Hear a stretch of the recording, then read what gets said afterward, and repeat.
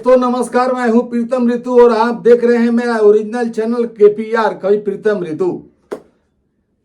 आज मैं बात कर रहा हूं राहुल गांधी बिहार में जो रैली करने जा रहे हैं 1300 किलोमीटर का जो गोल चक्कर लगा करके पटना में अपना वो समाप्त करेंगे।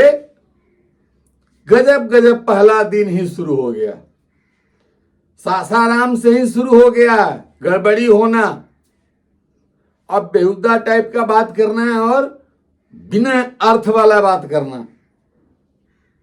अब देखिए पहले ही दिन क्या बोला कि बिहार में जो जातीय जनगणना हुई है वैसा फर्जी जातीय जनगणना मैं नहीं करवाऊंगा, मैं असली करवाऊंगा, जो हुआ वो फर्जी हुआ है। सुनिए क्या बोला। जाति जनगणना और हम छोड़ने वाले नहीं है। और ये बिहार वाला जाति जनगणना नहीं, ये फेक जो जाति जनगणना इन्होंने किया है लोगों को बेवकूफ बनाने वाला ये नहीं। राहुल गांधी यहाँ आए और उन्होंने कहा कि जो जातीय जनगणना बिहार में हुई है वो फर्जी है। ये भी भूल गए कि भैया जातीय जनगणना जब हुई थी तो उन्हीं की सरकार थी। तो ये है मिस्टर मंद बुद्धि के बालक, 55 साल के बालक, जिनके पास ज्ञान ही नहीं है कि जो बिहार में जातीय जनगणना हुई थी वो इन्हीं की सरकार ने करवाई थी। जब ये सरकार में थे, जब महागठबंधन की सरकार थी तबे हुई थी, ये भी पता नहीं है। तो ऐसे ऐसे लोग ये कब क्या कह देगा, किस नशा में रहता है भगवान ही जानता है। कब क्या बोल देगा इसको खुद भी पता नहीं। ऐसे मूर्खों को देश का बागडोर आप देना चाहते हैं। बिहार में वो 1990-95 वाला राज दोबारा लाना चाहते हैं। याद है, जो बुजुर्ग लोग हैं जो हमारे उम्र के होंगे उनको याद होगा, जो घर से नहीं निकलते थे, किसी की औकात नहीं थी कि वो दिन में बाइक लेकर चल दे। हर मोड़ मोड़ पर बदमाश खड़े रहते थे और कब किसका दुर्घटना हो जाए, कब कहां बम चल जाए, कब गोली चल जाए, कब मर्डर हो जाए, कोई गारंटी नहीं थी। ये बिहार का हाल था। आज 15 वर्षों से नीतीश कुमार कुछ कुछ करके धीमा धीमा धीमा धीमा ही करके रास्ते पर बिहार को लाए हैं। फिर बिहार को बिगड़ने मत दीजिए। और ऐसे पागलों के हाथ में सरकार को मत जाने दीजिए। ये पागल लोग हैं। अगर नहीं विश्वास है तो मैं एक राहुल गांधी का क्लिप दिखाता हूं और आपको सोच करके ये बताना है। मैं दावे के साथ कहता हूं, कोई भी दर्शक ये बता देगा कि यह क्या कहना चाहता है तो मैं गुलामी लिखवा लूं। क्या बोलना चाह रहा है एकदम बिल्कुल इसको समझ में नहीं। आप समझ जाएंगे कि यह ड्रग्स लिया हुआ है या फिर इसके पास बुद्धि नहीं है, दिमाग नहीं है। दोनों में से एक न की कोई बात है। सुनिए इस क्लिप को। शक्ति, जैसे हिंदू धर्म में शक्ति होती है, हर व्यक्ति के पीछे शक्ति होती है। दुर्गा की शक्ति होती है, लक्ष्मी की शक्ति होती है, वैसे ये पूंजीपतियों की शक्ति है। वो मुखौटा है।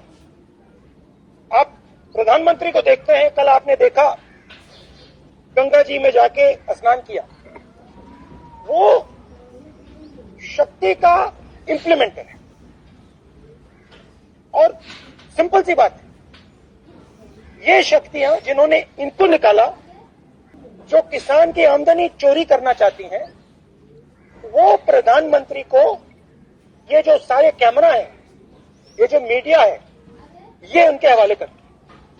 दोस्तों आपको समझ में आया क्या बोला राहुल गांधी? नहीं समझ में आया ना, क्योंकि यह उसी प्रकार का मंदबुद्धि का आदमी है। मंदबुद्धि बंद बुद्धि भी है। इसके पास यहां दिमाग है ही नहीं। जिसके पास यहां दिमाग नहीं होता है वो बिना सोचे समझे कुछ भी कह देता है, कभी कह देता है। अब एक नया 11 साल से बेचारी ईवीएम फंसी हुई थी, अटकी हुई थी। सारा दोष ईवीएम का है, सारा दोष ईवीएम का है। अब ईवीएम ठीक हो गई, अब ईवीएम ठीक हो गई। अब दोष आ गया इलेक्शन कमीशन पर। ऐसा ऐसा तो इसका धंधा है। ऐसे मंदबुद्धि के लोगों के बातों में आना, जो इसके बातों में आ गया वो समझिए कि मूर्ख है। मैं सीधा कह रहा हूं, मैं आपको भी संबोधित कर रहा हूं, बोल रहा हूं कि अगर राहुल गांधी पर जो विश्वास करता है वो राहुल गांधी से भी अधिक मूर्ख है। मेरा एकदम सीधा दावा है, मैं सीधा बोल रहा हूं। वो गधा नंबर 1 है जो इसके बातों पर विश्वास करता है। दोस्तों, ये देख लीजिएगा, बिहार में ये 1300 किलोमीटर घूमने वाला है ना, घूम करके चक्कर लगाते हुए सहरसा, पूर्णिया, मधुबनी होते हुए मोतिहारी और बेतिया, चंपारण होते हुए गोपालगंज, गोपालगंज से सीवान, सीवान से सारण होते हुए पटना जाएगा। और इन रूट पर जो पड़ने वाले 50 विधानसभा क्षेत्र हैं, जिसमें से 26 अभी महागठबंधन के पास है, अब की बार 6 रह जाएगा, 20 चला जाएगा। ये मनहूस आदमी जिस क्षेत्र में चरण रख देगा वहां हार तय है। ये इसकी कमजोरी नहीं है, यह कुदरत की देन है।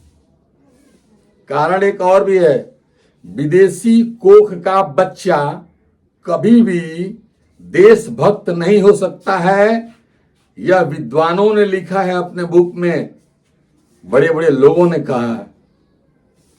इसलिए ऐसे छोटे बुद्धि वाले व्यक्तियों के बीच में आप अपना समय मत बर्बाद करिएगा, इनका रैला रैली सुनने मत जाइएगा। और इसका दोस्त एक है लालू प्रसाद यादव, चारा चोर का बेटा, जो खुद चोर है?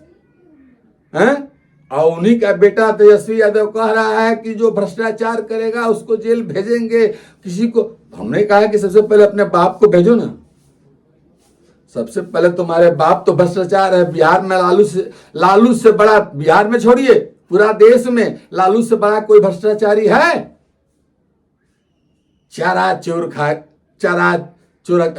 पशु का चारा खा गया, जमीन ले लिया लोगों को नौकरी के बदले।